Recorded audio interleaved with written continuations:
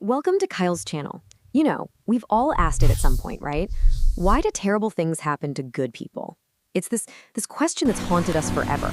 And today, we're going to dive right into the heart of it by exploring one of the most profound and, frankly, difficult stories ever told, the Book of Job. This question is really at the core of the whole story. It's a question that has probably echoed through your own life at some point. So, what does this ancient text have to say about it? Let's find out. All right, so let's set the scene. The story kicks off with Job, this incredibly righteous guy who loses, well, he loses everything. I mean, everything. His family, his health, all his wealth, gone.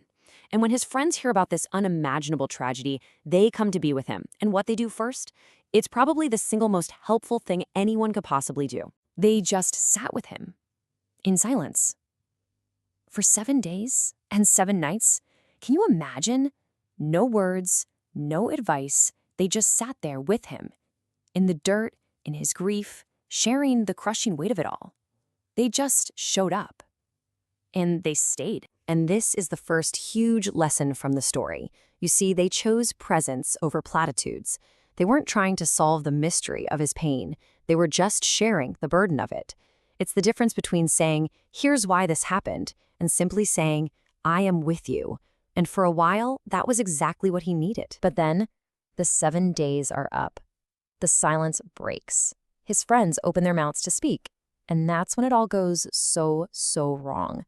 This is where the help, well, it starts to become harm. You see, they made one huge mistake.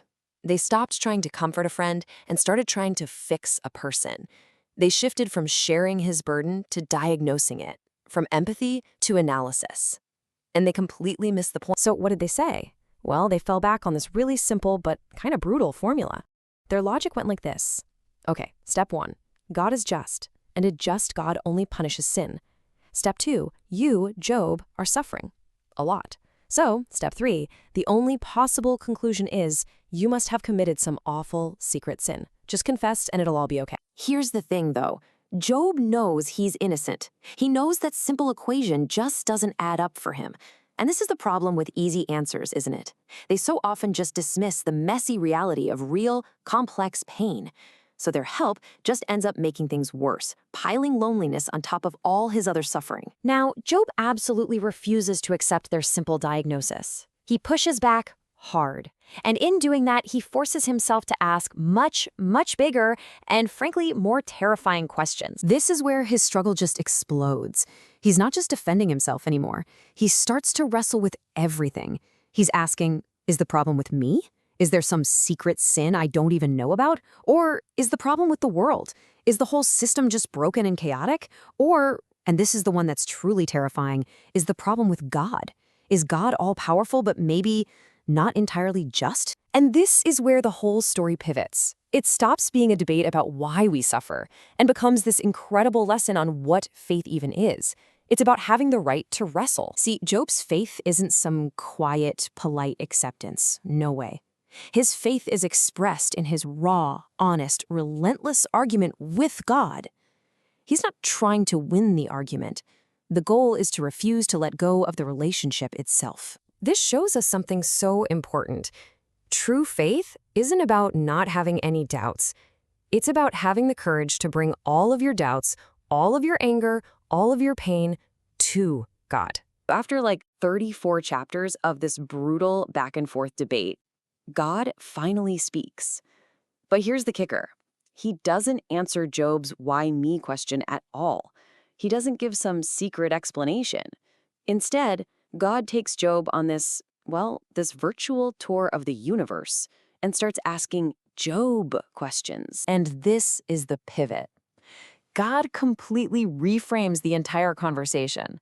The focus just zooms out from Job's personal pain, from this very human-sized problem, to the absolutely vast, complex, mind-boggling universe God created. The real issue here isn't Job's sin. It's his tiny, limited perspective. I mean, that's one of the first things God asks. And right away, it just puts everything in a totally different light.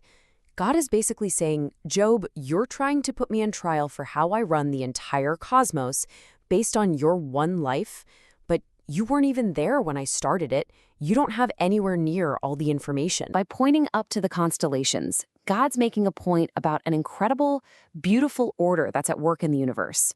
An order that operates on principles that are way, way beyond what we can wrap our heads around. The world has an order, for sure, but it wasn't built just for our personal comfort. And he keeps going with these beautiful, poetic questions about the weather, about wild animals living out in places no human has ever even seen. The point becomes crystal clear. The universe is humming with purpose and incredible detail, but it's God's purpose.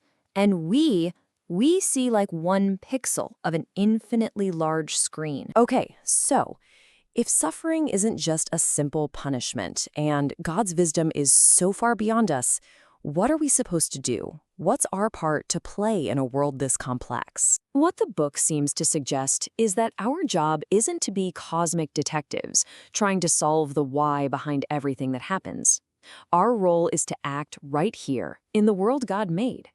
We're called to live with wisdom, to use our free will to make good choices, and to be responsible caretakers, stewards, of the little corner of creation we've been given. In the end, the Book of Job doesn't give us a tidy formula to solve suffering. Nope, it does something much bigger, much more profound. It totally transforms our perspective on the whole thing. And that's the real takeaway. The book is an invitation to shift from a human-centered need for answers to a God-centered trust in the Creator's character. It suggests that even when we can't see the why, we can trust the wisdom of the one who set the stars in place.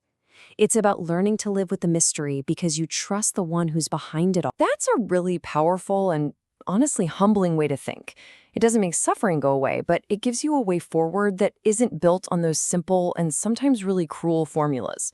So, if you found this explainer helpful, please think about sharing it with someone else you know who likes to ask the big questions. Thanks so much for watching.